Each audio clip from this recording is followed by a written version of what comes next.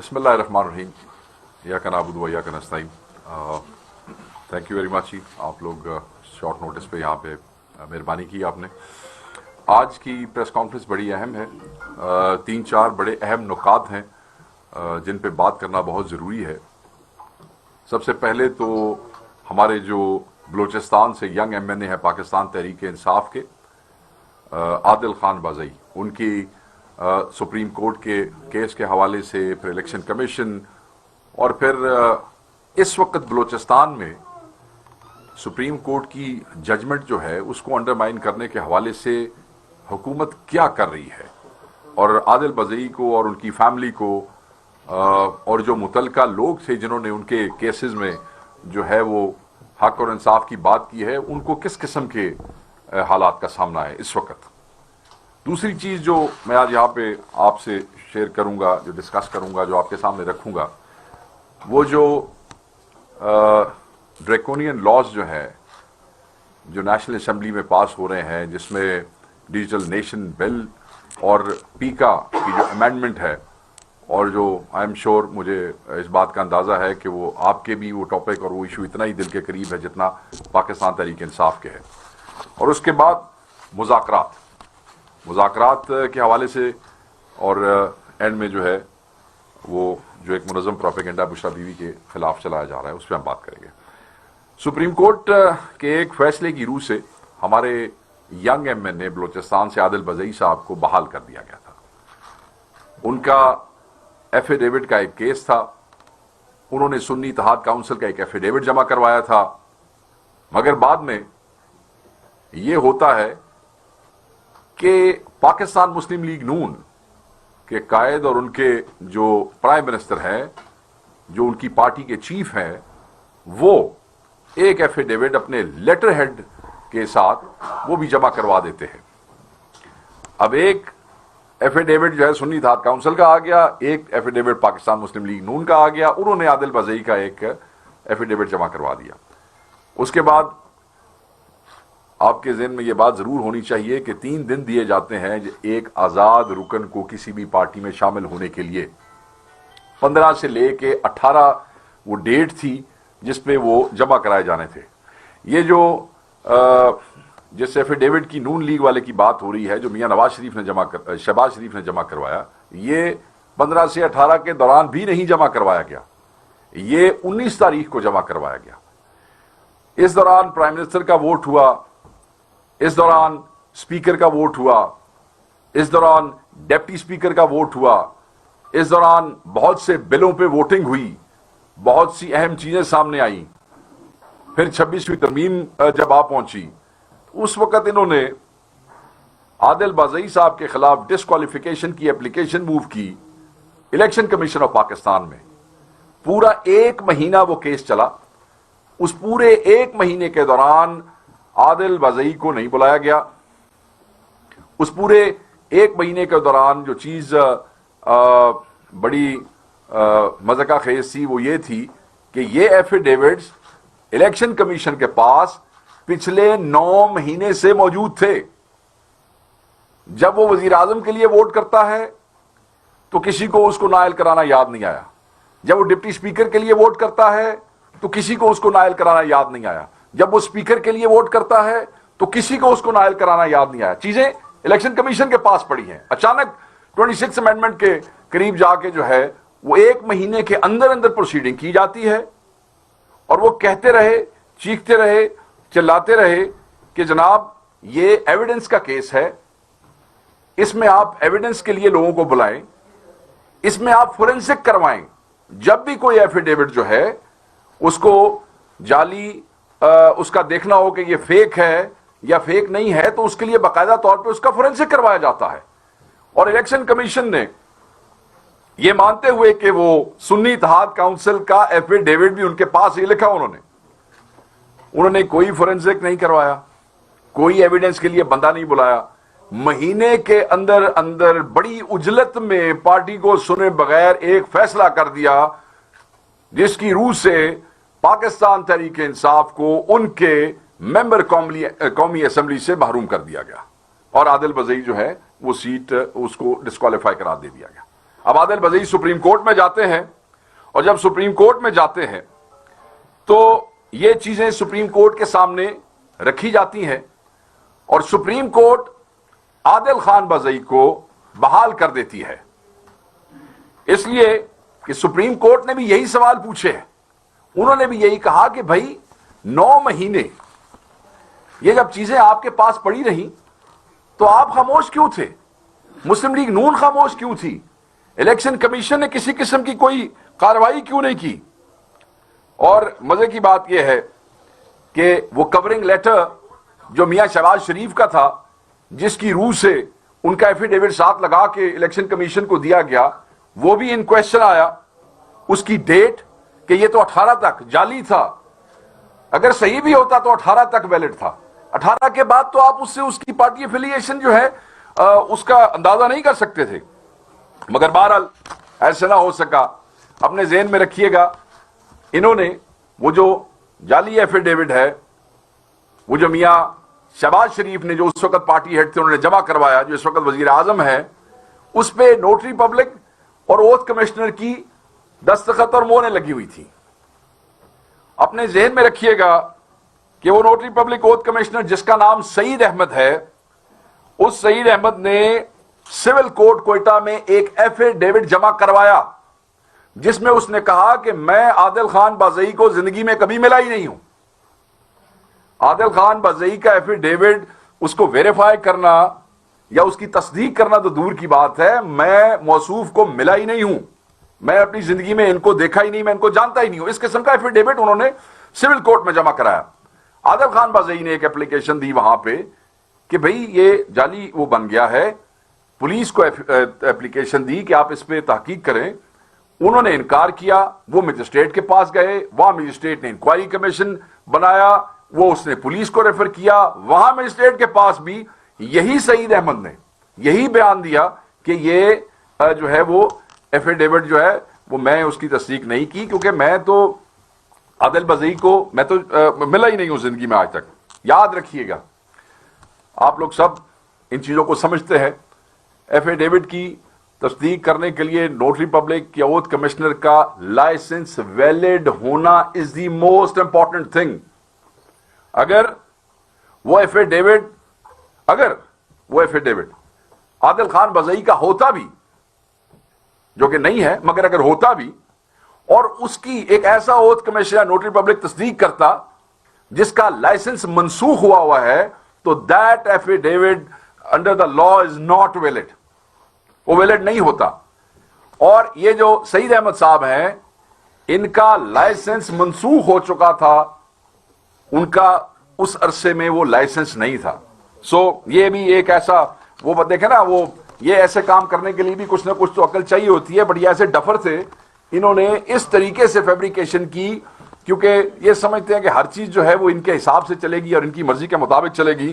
تو یہ انہوں نے اچھا مزے کی بات ایک اور ہے، یہ جو رجسٹرار ہائی کورٹ ہیں بلوچستان کے، ٹھیک ہے جی، یا یہ جو کنسرنڈ ہائی کورٹ ہے جس میں یہ کیس ہے، میں اس پہ ہائی کورٹ کے حوالے سے بات کروں گا کہ وہ جو کنسرنڈ ہائی کورٹ ہے بلوچستان ہے، یا شاید ادھر جہاں پہ یہ کیس چل رہا تھا، وہاں پہ اپنے ذہن میں رکھیے گا کہ، اور بلکہ بلوچستان ہی ہوگا کیونکہ یہ جو ہوتا ہے نا یہ کوٹا لائسنسز کا، یہ متعلقہ ہائی کورٹس جو ہیں وہ ڈیفائن کرتی ہیں کہ یہ لائسنس اتنے ملیں گے اتنے ملیں گے.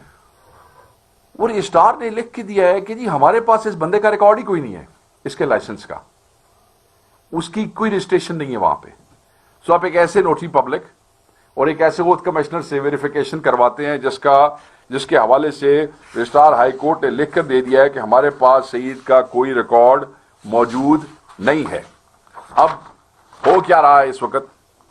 یہ ساری چیزیں سامنے رکھتے ہوئے اور بہت سی اور چیزوں کو سامنے رکھتے ہوئے سپریم کورٹ آف پاکستان نے ان کو بحال کیا. سپریم کورٹ کے 12 دسمبر کے فیصلے کے بعد، جس میں عادل خان بازئی بحال ہوئے، سعید احمد پہ ایف آئی آر ہو گئی. سعید احمد پہ ایف آئی آر ہو گئی. 12 کو فیصلہ ہوا، 15 کو ایف آئی آر کی گئی، اور بیک ڈیٹ میں ایف آئی آر کی گئی ہم یہ کہتے ہیں کہ 12 کو ہوئی ہے، 12 کو ہی فیصلہ ہوا، 12 کو ہی ایف آئی آر ہوئی، 15 کو ہوئی، یہ کہتے ہیں ہم نے 12 کو کی. اب مجھے ہم نے وہ تمام ڈسپیچ رجسٹرز کے ریکارڈ ہمارے پاس موجود ہیں، تو میں ان سب کو بتا دوں کہ آپ کی یہ کوشش ناکام ہوگی. ڈسپیچ نمبرز، ڈسپیچ رجسٹرز، ان کی سب کی کاپیز جو ہیں ویریفائڈ ہمارے پاس ہیں. یہ جو آپ کوشش کر رہے ہیں نا بیک ڈیٹ میں، فیصلہ تو ہو گیا سپریم کورٹ کی طرف سے، اب یہ جو وزیر اعظم کو ڈسکوالیفیکیشن سے بچانے کی کوشش کی جا رہی ہے، یہ آپ کی یہ کوشش بھی ایسے ہی ناکام ہوگی، کیونکہ آپ وہ ٹفر ہیں جن کو یہ بھی نہیں پتا کہ اگر یہ گڑبڑ کرنی تھی تو کم از کم کسی ایسے آدمی سے کرواتے جس کی ویریفیکیشن کا اس کے پاس اختیار موجود ہوتا. سعید احمد کو اٹھا لیا گیا، سعید احمد کو الٹا لٹکا کر ٹارچر کیا گیا، ہمیں بتایا گیا ہے، اور اس سے پھر ایک اور بیان لیا گیا، یعنی کہ سپریم کورٹ کے فیصلے کے بعد، عادل خان بزئی کی بحالی کے بعد، وہ اوتھ کمشنر، وہ روٹی پبلک جو دے گیا بیان کہ بھائی میں نے تو یہ ایفیڈیوٹ، میں تو اس کو میں زندگی میں کبھی ملا ہی نہیں، اس کو اٹھایا جاتا ہے، الٹا لٹکایا جاتا ہے، اس کو ٹارچر کیا جاتا ہے، اور اب اس سے بیان لیا جاتا ہے کہ جی یہ تو عادل بزئی ہی مجھ سے لے کے گیا. یعنی کہ جب سپریم کورٹ تک یہ کیس پہنچا تب تک کسی کو ہوش نہیں آیا. اب یہ کہا جا رہا ہے کہ جی یہ سارا جو ایفیڈیوٹ ہے یہ عادل خان بزئی ہمارے پاس لے کے آیا. کیوں؟ کس لیے؟ کیونکہ اب یہ اپنے پرائم منسٹر کو بچانا چاہتے ہیں ڈسکوالیفیکیشن سے، اور اس کے لیے یہ اس قسم کی حرکات کر رہے ہیں.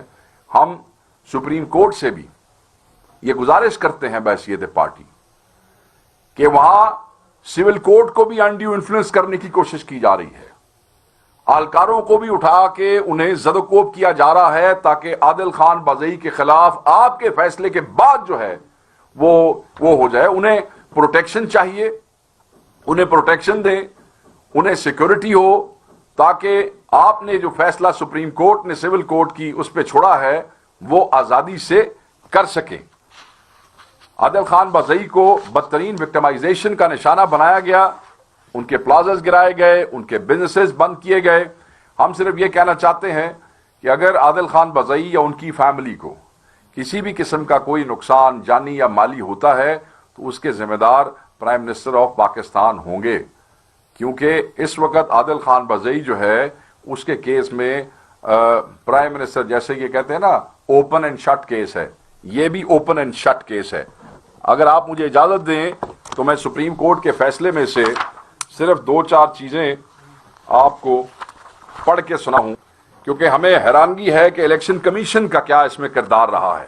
کہ مسلم لیگ نون کے تو جو جال سازی ہے، چاہے کوئی کلیبری فونٹ ہو، چاہے کیسز ہوں، اس میں یہ کوئی پہلی دفعہ ایسا نہیں ہوا، یہ کام ان کے چلتے رہے ہیں. آپ یہ دیکھیں کہ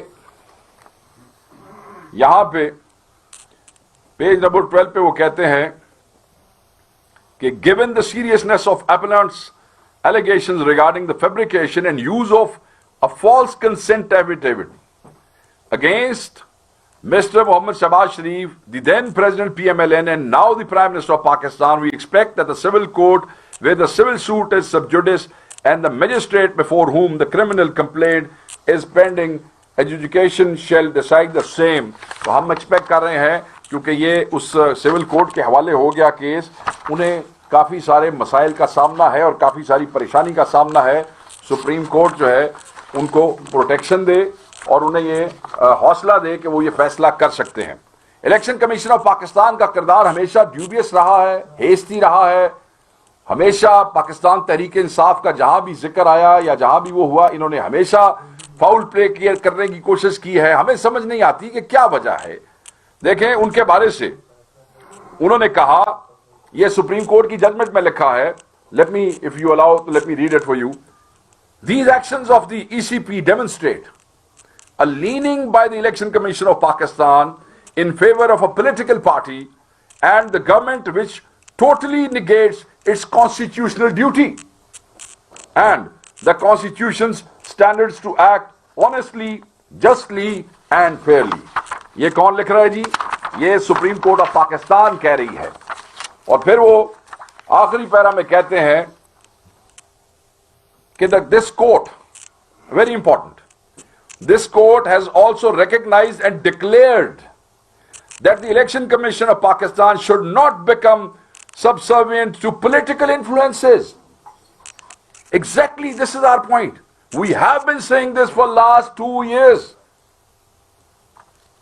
اور پولیٹیکل انجینئرنگ دیکھیں, یہ الفاظ جو ہیں یہ دنیا کہہ رہی تھی کہ پولیٹیکل انجینئرنگ کے حوالے سے سپریم کورٹ کہتی ہے, اور political engineering rather remain an impartial custodian of democracy as any leaning of the Election Commission of Pakistan in favor of the government would compromise the legitimacy of the political system.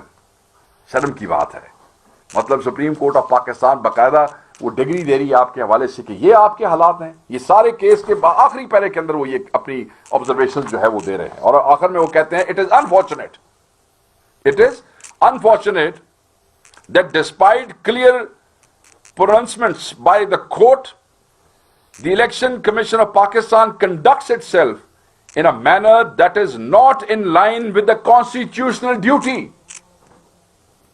وہ جو آئینی تقاضے ہیں ان کو نہیں پورا کیا جا رہا. Rather aligned with the notion that they have constitutional power to disregard other constitutional institutions and the basic right of vote. This is very serious. This is very serious.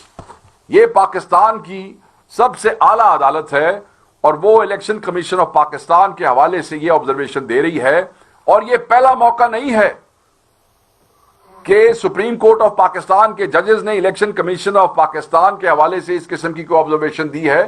اس سے پہلے بھی کئی بینچز میں مختلف قسم کی آبزرویشن جو ہے وہ الیکشن کمیشن آف پاکستان کے حوالے سے آ سکی. میں سمجھتا ہوں کہ یہ کسی بھی ادارے کے لیے, اور خصوصاً کانسٹیٹیوشنل ادارے کے لیے, ایک دوسرے اتنے بڑے ادارے کی یہ آبزرویشن جو ہے یہ ایک ایسا مقام ہے, یہ ایک لمحہ فکریہ ہے. جو چیزیں یہ قوم کہتی رہی ہے وہ سب کی سب چیزیں سپریم کورٹ آف پاکستان نے آبزرو کر میں four times to come on record یہاں پہ کر دی ہیں. اب اگر اتنی بڑی ججمنٹ کے بعد اگر کوئٹہ میں ایک سول کورٹ پہ یہ نظام اور اس نظام کے بینیفیشری, یہ فارم 47 کی پیداوار, یہ فسطائی حکومت, یہ جعلی حکومت کے لوگ اتنی بڑی ججمنٹ کے بعد جو ہے یہ نیچے سول کورٹ میں اپنی مرضی سے لوگوں کو مار پیٹ کے الٹا لٹکا کے اگر فیصلہ کروا جائیں تو یہ تو پھر تو کہانی ختم ہو جائے گی.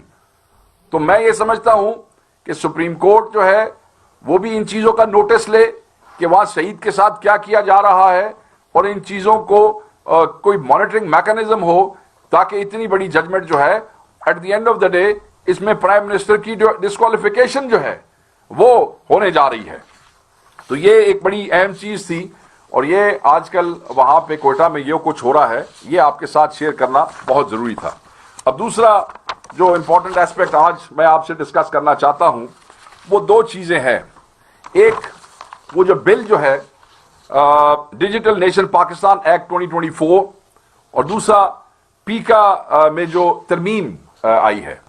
ہم یہ سمجھتے ہیں کہ یہ ایک کالے قانون ہے, یہ ڈریکونین لاز ہیں, اور ہم بالکل اس میں آپ کو ہم یہ بتانا چاہتے ہیں کہ یہ جو پیکا ہے اس کے خلاف ہم بالکل ملک گیر جو ہے وہ پروٹیسٹ بھی کریں گے, مزاحمت بھی کریں گے.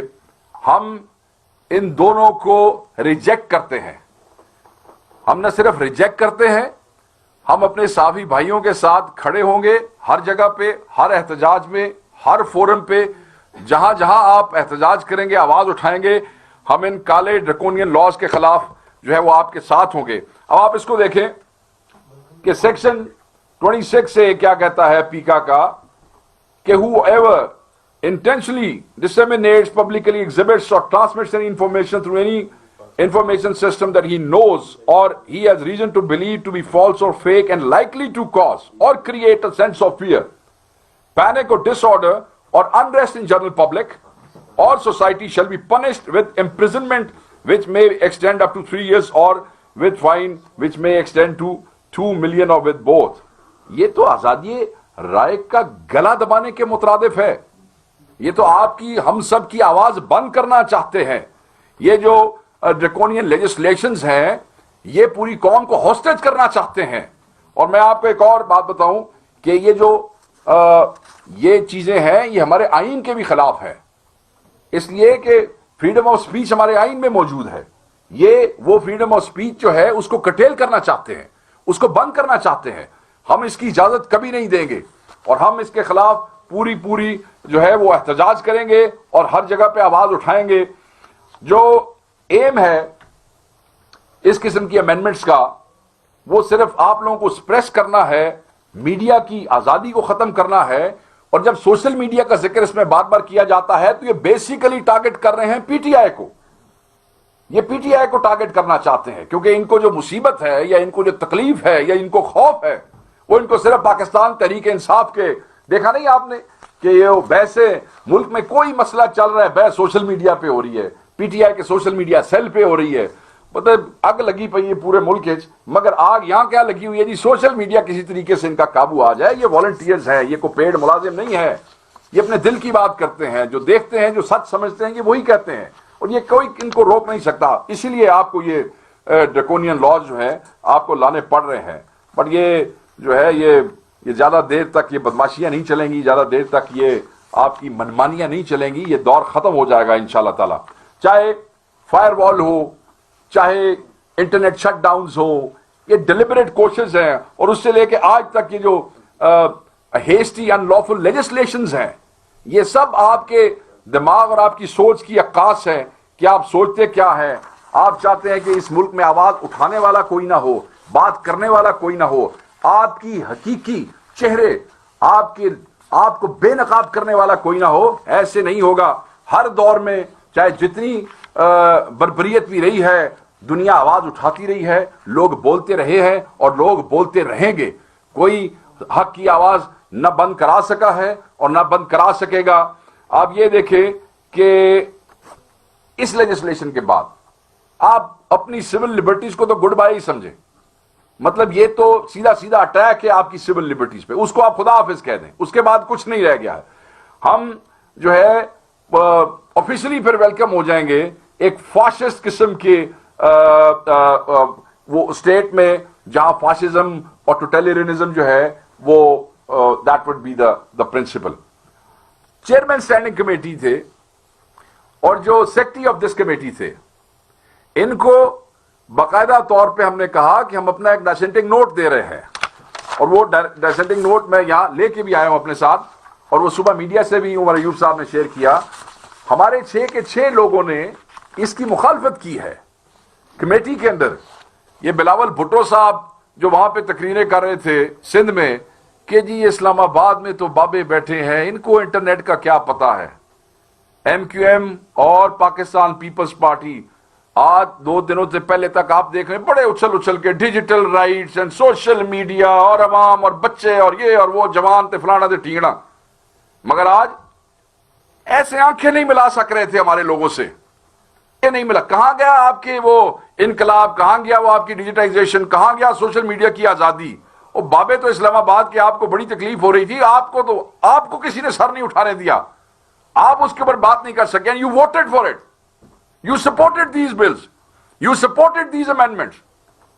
پھر ڈرامہ ہوتا ہے کہ حکومت اور ہمارے معاملات ٹھیک نہیں ہے، ہم جمہوریت کی جنگ لڑ رہے ہیں، ہم میڈیا کی آزادی کی جنگ کھیت سوا لڑ رہے ہو. بھائی تسی جنگ یہ جنگ لڑ رہے ہو بھائی. جب موقع آتا ہے اس فسطائی حکومت کے ساتھ مل کے آپ ہر اس گندے کام کا حصہ بنتے ہیں جو قوم کے اور قوم کے بچوں کے خلاف ہے.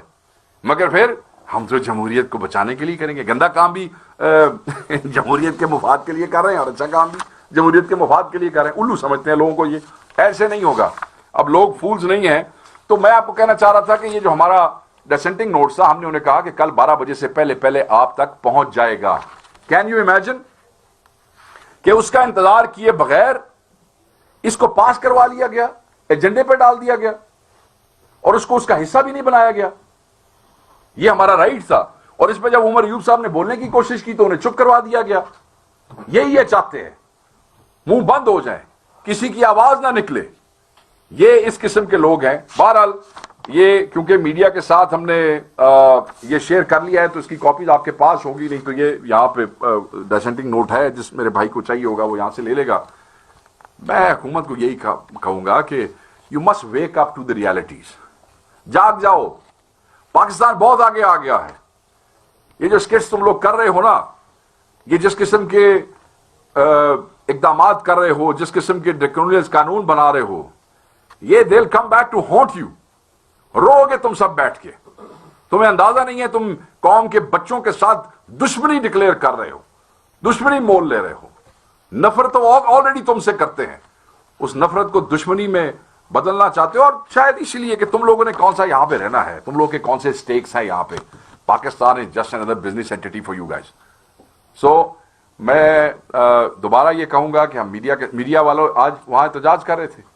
جو پنجاب میں ہوا وہی وفاق میں ہوا. پنجاب میں بھی صحافیوں کو کہا آؤ جی, کیونکہ ہم یہ کہتے ہیں کہ جب آپ اتنا امپورٹنٹ بل آپ لا رہے ہیں اتنا امپورٹنٹ ایشو پہ, تو سٹیک ہولڈرز کے ساتھ میڈیا والے سٹیک ہولڈر ہیں نا, صحافی سٹیک ہولڈر ہیں, آپ ان کے ساتھ بیٹھے ہیں, آپ ان کی انپٹ لیں, ہو سکتا ہے چیزیں بہتر ہو جائیں, چیزیں اور اچھے طریقے سے سامنے. پنجاب میں بھی ایسے ہی ہوا, بلایا گیا اور میٹنگ نہیں کی گئی, اور وفاق میں بھی ایسے ہی ہوا. ہاں جی 2 بجے بلا لیا گیا, 3 بجے سیشن, نہ کوئی میٹنگ نہ کہانی. انہوں نے وہاں احتجاج کیا.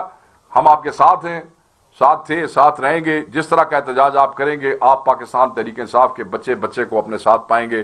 ہم آزادی صحافت کا گلا کسی کو نہیں گھونٹنے دیں گے, اور پاکستان میں آئین کے خلاف کسی کو نہیں جانے دیں گے. مذاکرات کی بات کرتے ہیں. مذاکرات آج رات 12 بجے تک کا آخری وہ وقت تھا جو ہم نے دیا تھا ہماری کمیٹی نے ان لوگوں کو, مگر اس میں کوئی خاطر خواہ وہ ہمیں کوئی اس پہ پیش رفت نظر نہیں آئی. ہم نے انہیں یہی کہا کہ اگر آج رات 12 بجے تک جوڈیشل کمیشن فارم ہو جاتا ہے, اس کا نوٹیفیکیشن آ جاتا ہے, تو پھر چوتھی نشست ہوگی.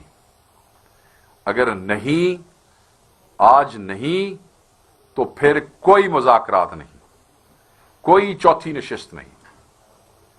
ساتھ ہی ایک اور اہم بات, مذاکراتی کمیٹی کے ترجمان, سنی اتحاد کونسل کے چیئرمین, مذاکراتی کمیٹی کے اہم رکن صاحبزادہ حامد رضا کے مدرسہ پر آپ یلغار کرتے ہیں. آپ سینکڑوں پولیس والے بھیجتے ہیں, کیونکہ وہ صوفیاء کرام کے ساتھ بیٹھ کے ایک پریس کانفرنس کرنا چاہتے تھے. آپ ان کا منہ بند کرنا چاہتے تھے. اور یہ بات جس وقت خان صاحب کو پتا چلی تو ہم نے اس کی سخت الفاظ میں مذمت کی. اپوزیشن لیڈر کل سے اس کی مذمت کر رہے ہیں, سوشل میڈیا پہ, میڈیا پہ ہماری پارٹی کا ایک آدمی اس میں مذمت کر رہا ہے. سو یہ بیسیکلی حملہ تھا مذاکراتی ٹیم پہ, یہ بیسیکلی حملہ تھا مذاکرات کو سبوتاژ کرنے کے لیے. سو میں یہی کہوں گا کہ کیونکہ جوڈیشل کمیشن بنا نہیں ہے, ہماری مذاکراتی کمیٹی پر حملے شروع ہو گئے, ہماری مذاکراتی ٹیم کی جو ایفرٹس تھی ان کو سبوتاژ کیا جا رہا ہے. آپ یہ چاہتے ہی نہیں تھے, آپ یہ کیوں چاہتے؟ یہ تو عمران خان تھا جس نے آپ کا بلف کال کیا. آپ اپوزیشن سے مذاکرات کے نام پہ لوگوں کو پاگل بنا رہے تھے. ملاقات نہیں آپ نے کرنی تھی, خان نے کہا ملاقات ہو یا نہ ہو ان رائٹنگ دے دو. جب ان رائٹنگ آپ کو لکھ کے دیا تو آپ کی آنکھیں باہر آ گئیں, آپ تو پتہ نہیں کچھ اور ہی سمجھ کے بیٹھے تھے. اب اس کے اوپر آپ کے پاس اور کوئی راستہ نہیں تھا. آپ کو پتا ہے کہ اگر ایک سینئر ہائی لیول سینئر ترین 3 ججوں کا ایک جوڈیشل کمیشن بنے گا تو obviously یہ قتال تو 26 کا آپ نے کروایا ہے, 9 مئی کے بینیفیشری تو آپ ہیں. تو یہ ساری چیزیں جو ہیں یہ جانی تو آپ ہی کی طرف تھی, اور آپ اس بات کو سمجھتے ہیں, اور اسی لیے آپ اس کو سبوتاژ کرنا چاہتے تھے. So keeping in view this development, judicial commission کا اناؤنس نہ ہونا, نہ بننا, صاحبزادہ حامد رضا یعنی کہ مذاکراتی کمیٹی پر حملہ, ان سب چیزوں کو سامنے رکھتے ہوئے مذاکرات, ڈائلاگز, نیگوشیشنز آر اوور. کوئی مذاکرات نہیں, مذاکراتی کمیٹی اور مذاکرات ختم. Pakistan Tehreek Insaf is coming out of these negotiations, کیونکہ یہ تماشا اور یہ جو لوڈو کھیلنا چاہتے ہیں بیٹھ کے قومی اسمبلی کے ہالز میں, ہمارے پاس یہ وقت نہیں ہے. یہ قوم جو ہے اس کو سیریس چیلنجز ہیں, عمران خان صاحب اکیلے نہیں، عمران خان صاحب کے ساتھ ہزاروں سینکڑوں اسیران ہیں جو ناحق موجود ہیں. اس لیے ہم اس قسم کے کسی اس کا حصہ نہیں بنیں گے. پاکستان تحریک انصاف نے کھلے دل کا مظاہرہ کیا. عمران خان صاحب سے ملاقاتیں فیسیلیٹیٹ ریگولر بیسس پہ نہیں کرائی جاتی رہیں. مذاکراتی کمیٹی کی ایک ملاقات فیسیلیٹیٹ کرنی تھی، اس پہ کتنے دن لگ گئے. آپ لوگ سب اس کا کہ عینی شاہد ہیں. آپ کو پتا ہے کہ ایک ایسا بھی وقت آیا جب اسی کمیٹی کے حکومتی ممبران نے خود ٹی وی پہ کہنا شروع کر دیا کہ اگر آپ ملاقات نہیں ہوتی تو ہماری بڑی بےزتی ہے. یعنی کہ جو ٹیم ملاقاتیں فیسیلیٹیٹ نہیں کر سکی آن ریگولر بیسز ایک جیل میں، تو کیا ہم ان سے توقع رکھتے کہ وہ کل ہمارے اسیران کے حوالے سے جو ہم چاہتے ہیں کہ یہ عدالتی پروسیس پہ اثر انداز نہ ہو یا جوڈیشل کمیشن بنا سکے؟ That was a question mark. But اس کے باوجود خان نے کہا نہیں. خان صاحب کو سزا سنا دی گئی. آپ لوگوں نے مجھ سے سوال کیے کیا اس سزا کے بعد بھی آپ اس کو جاری رکھیں گے؟ بیڈ ٹیسٹ ڈیولپ ہو گیا، اتنا بڑا حملہ ہوا، ایک ناحق سزا سنائی گئی، پھر بھی آپ جاری رکھیں گے؟ مگر ہم نے آپ کو یہی کہا کیونکہ پاکستان تحریک انصاف 26 کے شہداء اور اسیروں کے لیے انصاف چاہتی ہے، اس لیے ہم نے ان مذاکرات کو اور عمران خان صاحب کے کیسز کو نتھی نہیں کیا ایک دوسرے کے ساتھ. اس کا فیصلہ کچھ بھی ہو، پاکستان تحریک انصاف اس پروسیس کے ساتھ جائے گی. اور آپ دیکھیں کہ ہم نے خان صاحب کی سزا پہ بھی اس پروسیس کو جو ہے وہ ڈسرپٹ نہیں کیا اور نہ ہونے دیا. یہ لوگ اس کو سبوتاژ کرنے والے ہیں، یہ لوگ کمیشن نہیں بنا رہے ہیں، یہ اس کمیٹی کے ممبران کے مدرسوں اور گھروں پہ حملے کروا رہے ہیں. سو کوئی مذاکرات نہیں ہوں گے. بس اس کے ساتھ ہی ایک ہی بات کروں گا بشرا بی بی کے حوالے سے کہ ان کے خلاف ایک مذموم اور منظم اور پروپیگنڈا جو ہے وہ شروع ہو رہا ہے، شروع ہوا ہے پچھلے 1-1.5 ہفتے سے. ہم اس کی مذمت کرتے ہیں اور ہم ایسے تمام ایلیمنٹس کو جو تو یہ شو کرتے ہیں کہ جی وہ عمران خان کے بڑے خیر خواہ ہیں اور وہ پاکستان تحریک انصاف کے بڑے خیر خواہ ہیں، مگر وہ جڑے اور وہ رہتے ہیں پارٹی میں ہی خان کی فیملی کو، چاہے ان کی ہمشیرگان ہوں، چاہے ان کی زوجہ ہوں، چاہے ان کے خیر خواہ ہوں، چاہے ان کے ذمہ داران ہوں. تو خان صاحب کا بھی یہ میسج ہے کہ وہ اس کی مذمت بھی کرتے ہیں اور ایسے لوگوں سے اپنے آپ کو ڈسٹنس کرتے ہیں، اور یہ بالکل ٹالریٹ نہیں ہوگا. اور اب اس منظم پروپیگنڈے کا بھرپور جواب دیا جائے گا. بہت شکریہ. بس یہی چند نکات تھے جو میں آپ کے سامنے رکھنا چاہتا تھا. Now house is open if you guys want to. صاحب یہ بتائیے گا، اب مذاکرات تو آپ لوگ ختم ہو گئے ہیں، تو اس سے آگے جو ہے کیا لائے عمل ہے پاکستان تحریک انصاف میں؟ بالکل لائے عمل ہے. دیکھیں on the floor of the house تو آپ دیکھ رہے ہیں کہ تحریک انصاف بفری ہے تو ہاؤس نہیں چل رہا ہے. تحریک انصاف بفری ہے، ہاؤس یہ چلا نہیں سک رہی ہے. یہ تو ایک اسپرٹ تھی مذاکرات کی جس میں چیزیں اس طریقے سے. دوسری طرف ہم جو بھی مؤثر آوازیں ہیں پاکستان میں، تمام اپوزیشن کی پارٹیاں، اپوزیشن کی آوازیں جو جمہوریت پسند ہیں، جو 26ویں آئینی ترمیم کے خلاف تھیں، جو اس ملک میں rule of law, human rights, democracy, اس حوالے سے ہمارے ہم ذہن ہم وہ ہیں، سیم رائے رکھتے ہیں، تو ایسے تمام لوگوں کو ہم اکٹھا کریں گے اور احتجاج بھی ہوگا. ان سب کو ایک جوائنٹ اپوزیشن جو ہے وہ اکٹھی ہوگی. اس پہ ہمارے کچھ کمیٹیز ہیں جو کام کر رہی ہیں اور وہ خان صاحب کو ساتھ ساتھ رپورٹ بھی کر رہے ہیں، اور ہم اسمبلی میں بھی کردار ادا کریں گے.